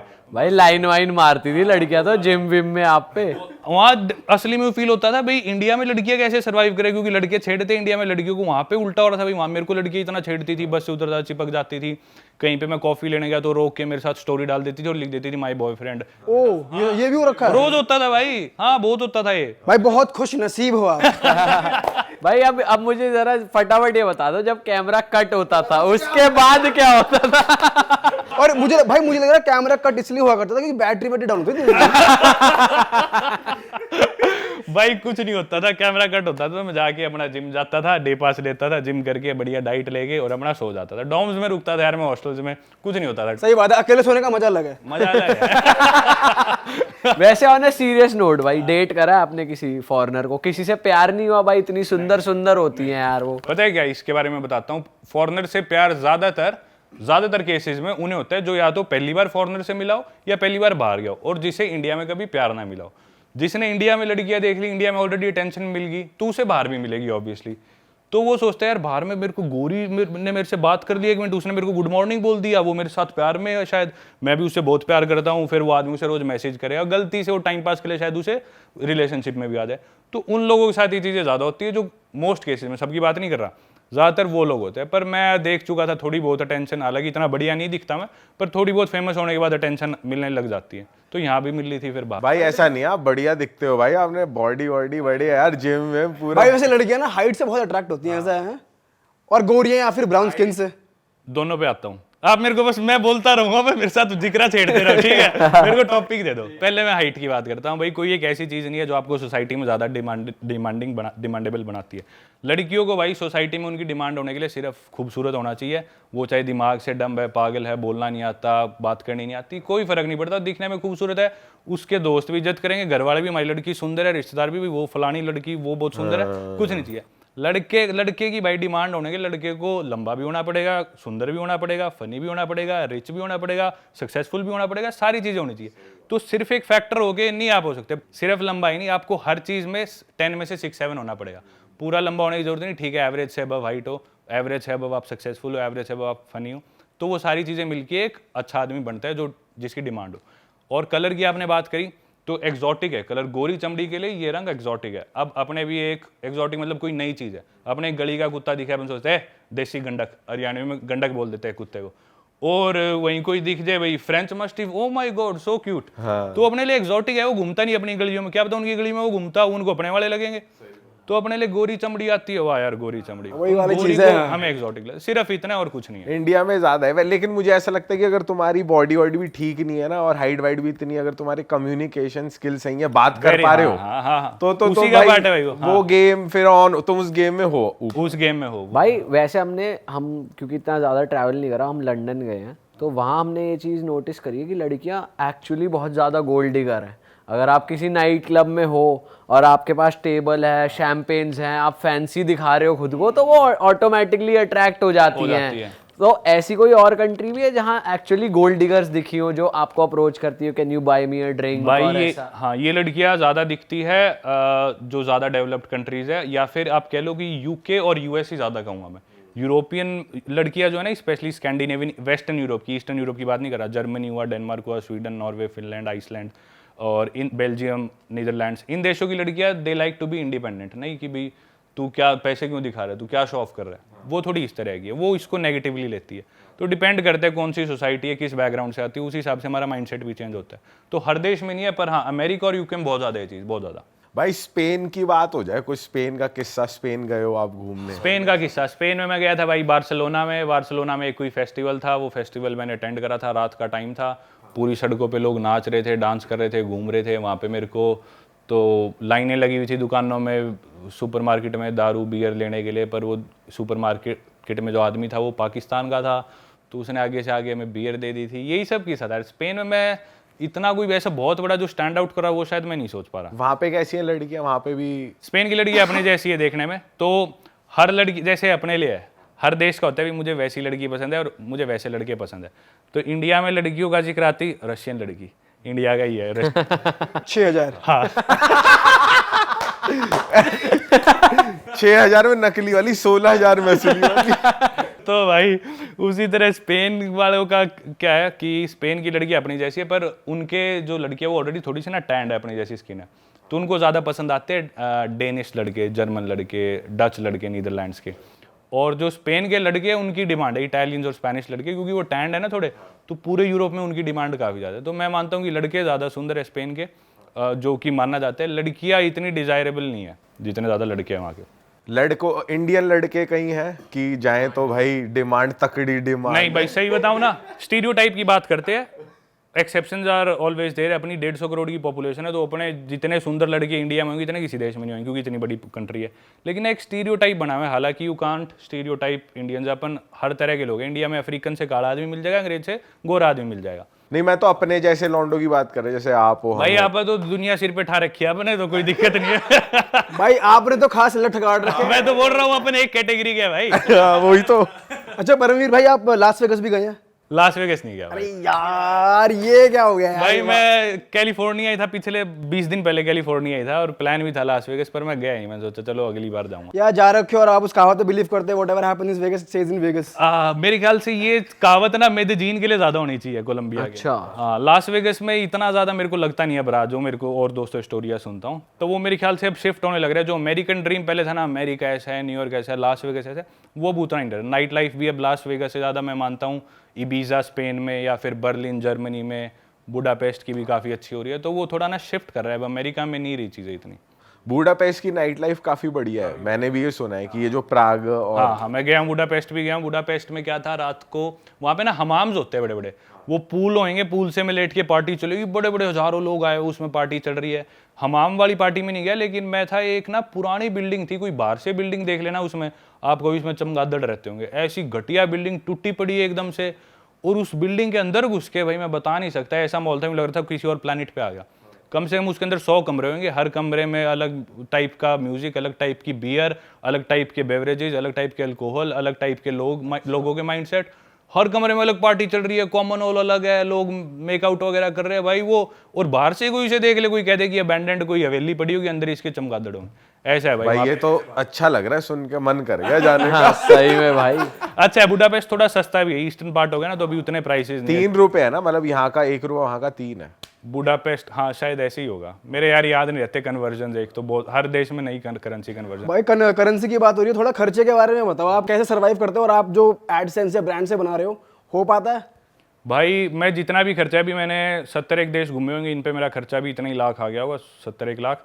सब कुछ ये यूट्यूब से ही कमाया है और यूट्यूब से ही ट्रैवलिंग पे लगाया सारा, और इसी में मैंने सेव भी करा है, काफ़ी मैंने सेव करा जो मैं इन्वेस्ट करने लग रहा हूँ, इधर उधर प्रॉपर्टी लेने की सोच रहा हूँ और तो जो भी है मैंने सब यूट्यूब से कमाया। और इसी चीज़ के ऊपर मैंने कोर्स भी लॉन्च करा कि भी हाउ कैन यू गेट पे टू ट्रैवल द वर्ल्ड, कि भी क्या होता है ट्रैवलिंग में, ट्रैवल यूट्यूबर कैसे बना जाए, या फिर बिना ट्रैवल यूट्यूबर या ब्लॉगर बने कैसे पैसे कमाए जाए, क्या प्लेटफॉर्म रिवेन्यू होता है, यूट्यूब कितना देता है, कितने व्यूज़ पे, क्या ब्रांड डील होती है, ब्रांड्स कितना देती है, एफिलिएट मार्केटिंग, फिर नॉन ब्लॉगिंग तरीका जो काफ़ी यूरोपियंस करते हैं, वो ना फ्रीलांसिंग करके दुनिया घूमते हैं और उसी से पैसे कमाते हैं। जो ब्लॉगर नहीं होते, वो कोई लैंग्वेज टीचर है, कोई अपना कोई योग सिखा रहे होगा, कोई वो सारी चीज़ें मैंने भाई उस कोर्स में कवर करी है। 1000 रुपये कोर्स, हालांकि अब 1500 का हो गया, पर ये पॉडकास्ट आएगा मैं दोबारा 1000 का कर दूंगा। मेरी वेबसाइट पे आप जाके 1.25 घंटे का रिकॉर्डेड कोर्स है, वो देखो, आपके मन में सारे डाउट्स क्लियर हो जाएंगे कि भी कैसे दुनिया घूम के पैसे कमाए तो जाए। हमें भी देखना पड़ेगा यार।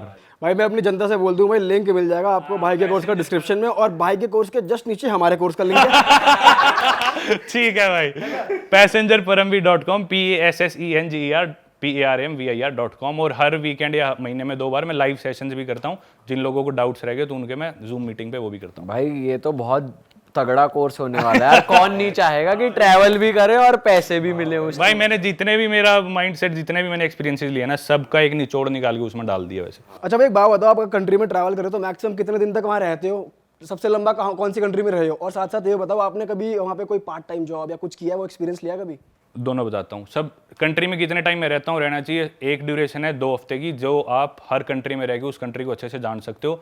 गिवन दैट वो कंट्री कोई बहुत बड़ी कंट्री लाइक रशिया या फिर बहुत डाइवर्स कंट्री लाइक इंडिया नहीं है। अमेरिका, रशिया, इंडिया, चाइना, ये बड़ी कंट्रीज है, इनके लिए 2 हफ्ते इनफ नहीं है। कुछ कंट्रीज बहुत ही छोटी है, मोनाको हुआ, वेटिकन सिटी हुआ, इनके लिए 2 हफ्ते बहुत ज़्यादा है। इनके लिए तो 2 दिन भी ज्यादा हो गए थे आपके लिए। भाई ने पूरी कंट्री नाप दी आधे घंटे में चलते चलते। एक और कंट्री थी नाउरू, थोड़े दिन पहले मैंने वो पैदल करके पूरी पार करी। तो एवरेज साइज की बीच की जो कंट्री है 2 हफ्ते में आप पूरी तरह से जान लेते हो। मैं यही मेरा टारगेट रहता है। छोटी कंट्री है तो बिल्कुल ही छोटी है तो 2 दिन या फिर 5-6 दिन, एवरेज साइज 2 हफ्ता। बड़ी कंट्री है जैसे कि टर्की, मेरे को काफ़ी पसंद है, सबसे ज़्यादा मैं उधर रहा हूँ, मैं उधर 5 बार गया हूँ और टोटल मैंने 6 महीने टर्की में स्पेंड करे होंगे। यूएस में भी शायद इससे ज़्यादा इतने करे हो, मैक्सिको में 3 महीने करे हो। और आपका सवाल था पार्ट टाइम, नहीं पार्ट टाइम जॉब मैंने नहीं करी, मैंने वॉलंटियर ज़रूर करा है। टर्की में एक इंटर्नशिप थी, उधर मैंने पैसे नहीं मिल रहे थे लेकिन मेरी उसमें अकोमोडेशन फ्री थी। ये भी मैंने कोर्स में करा है, कैसे मतलब इंटर्नशिप पाए, वॉलंटियर प्रोग्राम्स और ये सब। ये बहुत तगड़ी चीज़ है यार, ये बहुत सही चीज़ आपने बताई, ये करना चाहिए ट्रैवलर को अगर जा हाँ रहे हो हाँ तो हाँ, काफ़ी ऐसे प्लेटफॉर्म्स है भाई ऑनलाइन, आप उन वेबसाइट्स पे जाओ, अच्छे से मैंने कोर्स में डिस्कस करा है। आपको जाके जैसे आप थाईलैंड में किसी हॉस्टल में चले जाओगे, आपकी जॉब है पार्टी ऑर्गेनाइज करनी है, आपको वहाँ पे 3 हफ्ते काम करना है, जिसमें से सिर्फ वीकेंड पे काम करना है। 3 हफ्ते तक आपका रहना खाना पीना सब फ्री, उस हॉस्टल में रहो, बस आपको वीकेंड पे बोलना है टूरिस्ट को चलो आज तुम्हें पार्टी करा के लाऊं, बस ये काम है। तो ऐसी बहुत अपॉर्चुनिटीज़ होती है भाई, वेबसाइट्स है वो मैंने बता रखी है कोर्स में डिटेल में, तो ऐसी काफ़ी अपॉर्चुनिटी। भाई 70 में से कौन सी ऐसी कंट्री है जो आप शॉर्ट ऑडियंस को बताना चाहते हो कि भाई इन 4-5 जगहों पे तो जा ही जाओ क्योंकि आप इतनी जगह कर चुके हो? भाई टर्की नंबर 1 मेरी अभी तक की फेवरेट रही है। दूसरी है ग्वाटेमाला। ग्वाटेमाला भी सेंट्रल अमेरिका में एक आने वाले टाइम में बहुत पॉपुलर होने वाली है। जैसे अभी मैक्सिको हम नाम सुनने लगे काफ़ी, मैक्सिको को मेरे को लगता है ओवरटेक कर लेगी ग्वाटेमाला शायद कुछ टाइम में। टर्की, ग्वाटेमाला, और एक बार यूएस ज़रूर जाओ ताकि देखो आपकी भी क्या है वो अमेरिकन ड्रीम, रियलिटी। अच्छी चीज़ें भी है काफ़ी, पर पता होना चाहिए भाई जो वर्ल्ड का अभी सबसे बड़ी इकॉनमी है वो कैसे ऑपरेट करी है, थोड़ा उस पर्सपेक्टिव से देखो। तो ये 3-4 देश काफ़ी अच्छे हैं जो शॉर्ट आप जा सकते हो, स्विट्ज़रलैंड और यूएसए, ग्वाटेमाला, टर्की, पोलैंड। भाई और स्पेसिफिकली अगर हम देखें ऑडियंस के लिए, पार्टी के लिए, या ये हम पर्सनली भी पूछ रहे हैं कि पार्टी लाइफ, नाइट लाइफ के लिए कोई टेक्नो पसंद है आपको? भाई टेक्नो हमें सब पसंद है, अब हमें नचवा लो, ताऊ हट जा, अब हम नचवा लो। बस वो मेरे वाला हिसाब है। मेरा भी भाई बर्लिन जाओ। बर्लिन से ऊपर नाइट लाइफ मैंने नहीं देखी भाई अभी तक, ज़्यादा डिटेल में। जब वहाँ विंटर्स होती है, जब वहाँ सर्दियाँ हो जाती हैं तो भी नाइट लाइफ ऐसी रहती है? थोड़ी कम होती है पर रहती है। समर्स में ऑब्वियसली पीक होता है, पीक सीजन है, पर विंटर्स में थोड़े से टूरिस्ट आपको कम मिलेंगे, लोकल आसपास के लोग ज़्यादा मिलेंगे, पर वैसी ही रहती है भाई। बहुत ज़्यादा बोल सकता हूँ मैं बर्लिन के ऊपर, उधर की नाइट लाइफ के बारे में, पर शायद टाइम इतना नहीं। तो आप बताओ ना कुछ की पॉइंट्स बताओ। चलो की पॉइंट्स बता देता हूँ। दुनिया का सबसे किंकीएस्ट जो क्लब है, किंकी मतलब अलग तरह की फैंटेसीज, वियर्ड चीज़ें जिसमें होती है, वो बर्लिन में है। क्या थी सबसे वियर्ड? भाई एक जैसे क्लब है किटकैट, एक दूसरा है बर्गाइन, तो इन दोनों में ही बहुत मतलब आम आदमी जाके वो हैंडल नहीं कर सकता। अपन जैसे डार्क वेब है वैसे ही वो डार्क क्लब है, तो मतलब आम आदमी हैंडल नहीं करता। उधर जाने के लिए आपको एक्लिमेटाइज होना पड़ेगा पहले थोड़े से कम। मैं भी जैसे गया तो मेरा दोस्त है यहीं का, हरियाणा का, मेरा बचपन का दोस्त है, तो वो मेरे को पहले दिन एक दिन ले गया रेगेटॉन क्लब में जिसमें स्पेनिश म्यूजिक बज रहा था, अगले दिन वो मेरे को एक उससे ऊपर में ले गया, फिर मेरे को ले गया वहाँ के एक टेक्नो क्लब में, फिर मेरे को लेके गया किटकैट में। तो किटकैट और बर्गाइन वो सबसे नेक्स्ट लेवल है, और उधर एंट्री होना ही बहुत मुश्किल है। एंट्री उधर अपने इंडिया की तरह नहीं कि भी स्टैग एंट्री नहीं, वो इस बेसिस पे होती है कि भाई ये अंदर का माहौल झेल सकता है क्या ये आदमी, अगर उसे लगता है कि ये नहीं झेल पाएगा तो वहीं से वापस भेज देंगे। तो उस क्लब की मालिक जो कि एक लेडी है शायद, और जो बाउंसर है मेन, वो क्वेश्चन करते हैं, कुछ भी क्वेश्चन कर लेंगे। अपन दोनों गए, अच्छा तुम दोनों दोस्त हो? हाँ। शुभम की डेट ऑफ बर्थ बता, शुभम कौन सी सिटी में पैदा हुआ था ये बता, और इसकी आईडी पे फिर वो मैच करेंगे, ये देखने के लिए असली में दोस्त है नहीं। कौन सा डीजे आज प्ले कर रहा है, उस डीजे के कोई और गाने बता, पहले कहाँ प्ले करा है इसने, ये इस गाने के बारे में बता, कुछ भी पूछ लेंगे। और अजीब से अजीब कपड़े, मतलब मान लो कुछ कपड़े बीनी से लेके सिर्फ 2 सितारे पहन रखे हैं लड़कियों ने यहाँ, और आदमी मिलेंगे जिसने कुछ नहीं पहन रखा, सिर्फ यहाँ पे एक बेल्ट बांध के आए हुए नीचे, इसके अलावा कुछ, सिर्फ एक बेल्ट, लेदर की बेल्ट। और इनके कपड़े की भी अलग दुकानें हैं, बर्लिन में खूब सारी दुकानें जिधर इन क्लब्स के कपड़े मिलते हैं। तो आप अंदर गए थे नहीं गए? मैं गया था क्योंकि संडे था उस दिन, तो संडे को चांसेस थोड़े से ज़्यादा होते हैं। फ्राइडे सैटरडे लगती है वहाँ लाइन, 7-8 घंटे की लाइन। पार्टी शुरू होती है फ्राइडे की शाम को, मंडे की सुबह तक पार्टी चलती है। 3 दिन लोग अंदर पार्टी करते हैं, सीधा मंडे को निकलते हैं वहाँ से बाहर। तो मैं संडे को गया था, संडे की लाइन थोड़ी छोटी थी, तो मैंने क्या करा, मैं पहन गया काले रंग की बनियान, काली पैंट और काले बूट, वो मेरे दोस्त ने मेरे को दे दिए, और मैंने सिल्वर कलर की चेन पहन ली। तो मैं थोड़ा ब्राउन था, एक तो सारे गोरे थे, तो मैं थोड़ा अलग स्टैंड आउट कर रहा था, तो और मैं गैंगस्टर सा लग रहा था। तो वो बोले आ जाओ मेरा। अंदर जाते ही कोई रिकॉर्डिंग वगैरह इंटरनेट पे आपको उसकी कोई फोटो नहीं मिलेगी, आपका फ़ोन पकड़ के जब्त कर लिया जाएगा। एक आधे क्लब्स में पूरे फ़ोन पे टेप बांध देते हैं, जब आप निकलोगे तब वो टेप खुलवानी है, उससे पहले आप नहीं खोल सकते। अंदर भाई वही डार्क रूम्स वगैरह होती है, अलग अलग तरह की वियर्ड से वियर्ड चीज़ें, मतलब सारी तरह की सेक्सुअलिटीज़ के लोग आते हैं, मतलब ऐसे ऐसे बुड्ढे भी कहीं आएंगे। मतलब खुला चल रहा है वहाँ पे सब? बिल्कुल खुला भाई, बिल्कुल सब खुला, सब चीज़ें ओपन में हो रही है। क्लब है, वो स्विमिंग पूल है, उस पूल में ही ड्रग्स चल रहे हैं, पूल में ही लोग मेकआउट वगैरह कर रहे हैं, सेक्स कर रहे हैं। बट वो अनसेफ नहीं है, ऐसे लाइफ थ्रेटनिंग तो नहीं है? नहीं नहीं नहीं, बहुत ज़्यादा मेरे पास इतने लोग आए भाई, मैं तो जिस तरह भाई, वो लड़का वहाँ पे रहता था, उसे बर्लिन में 2 साल हो चुके, वो भी जाके सहम गया था भाई क्या होने लग रहा है। मेरा हाल तो सोचो, मैं तो ट्रॉमा में चला गया था, मैं क्या देख रहा हूँ, मेरे को होश नहीं था। मैंने तो फ़ोन में मेरे उन्होंने टेप बांध रखी थी, पर मैंने मैसेज करा मेरे दोस्तों को, भाई मैं ट्रॉमा में आ गया, मैंने ऐसी दुनिया देख ली, मैं कल तुम्हें फ़ोन करूंगा, और मेरा फ़ोन ना है तो समझ लेना मैं हार्ट अटैक से मर गया, ऐसी जगह हूँ। भाई तो भाई ऐसा माहौल होता है वहाँ पे, और पूल्स में लोग लगे हुए, खुले में सब होने लग रहा है, और लेकिन कोई भी ज़बरदस्ती नहीं होगी आपके पास। मेरे पास आदमी आए, औरत, बूढ़ा, बुढ़ी, सब तरह के लोग आए, आके पूछेंगे कि आप ऐसे करना चाहते हो, कंफर्टेबल हो, मैं सीधा बोलता था no no I am good thank you. तो ये कपल्स हैं या फिर ये पेड होते हैं, जैसे लड़कियां आप कह रहे हो सेक्स कर रही हैं? नहीं नहीं नहीं, कुछ पेड नहीं, सब फ्री, सब कुछ जिसे जो करना है वो करो। मतलब सब अपने आप को एक्सप्लोर करने वहाँ पे आ रखे हैं, कोई किसी को जज नहीं करेगा, अपने आप को एक्सप्लोर करो। बुढ़े आएंगे कई तो इतने तैयार हो गए जैसे अपनी बुढ़ी से मिलने जा रहे हैं, पर कुछ नहीं, वो ऐसे निकलते हो क्या क्या फैंटेसीज कर रहे होते हैं अंदर।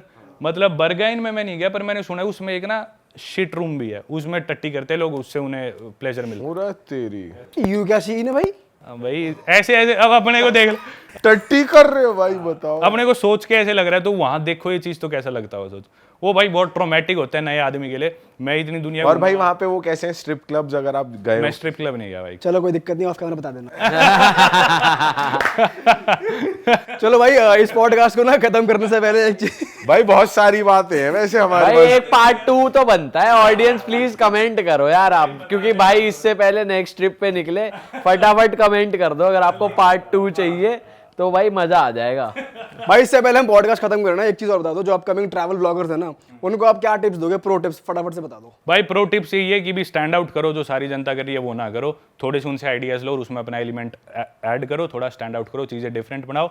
ऐसी जगह जाओ जो थोड़ी कम एक्सप्लोर्ड हो, या ऐसी जगह जा रहे हो जो बहुत एक्सप्लोर्ड है जैसे कि थाईलैंड, दुबई, तो उसमें अपना फैक्टर ऐड करो, कोई नई चीजें दिखाओ। और नेक्स्ट ट्रिप आपकी यूरोप है? अभी यूरोप है, 3 हफ्ते में निकलूंगा, तो 3 हफ्ते है, उसमें ऑडियंस आप बताओ, और कुछ देखना है तो कमेंट हाँ करना। भाई जो भी डिमांड है आप बताओ भाई। मैं 1 साल से बाहर था, तो मैंने 1 महीना ट्रैवलिंग से ब्रेक लिया, तो अभी मैं घर आया हूँ, 3 हफ्ते बचे हुए मेरे ब्रेक में। क्रेजी भाई, मज़ा आ गया आपसे बात करके भाई। एंड परमवीर भाई के चैनल का लिंक यहाँ पर आ रहा है, इनके कोर्स की वेबसाइट की सारी डिटेल्स डिस्क्रिप्शन में अपडेटेड हैं, जाओ चेकआउट करो और भाई को प्यार दिखाओ। भाई बहुत ज़्यादा बढ़िया कंटेंट दे रहा है सच में। भाई देखो यार, इतनी सारी कंट्रीज कवर कर रहे हैं आपके लिए, और बहुत ज़्यादा सीखने को मिलेगा कि क्या कल्चर है अलग अलग कंट्रीज में। जी भाई, थैंक यू सो मच भाई फॉर हैविंग मी। चलो जी भैया, अगर आपको इस पॉडकास्ट से मजा आ गया तो do like, comment and share and do subscribe to the channel to Paramveer also, और हमारा भी चलो भाई, बाय बाय, जय श्री राम। जय श्री राम। जय हिंद भाई।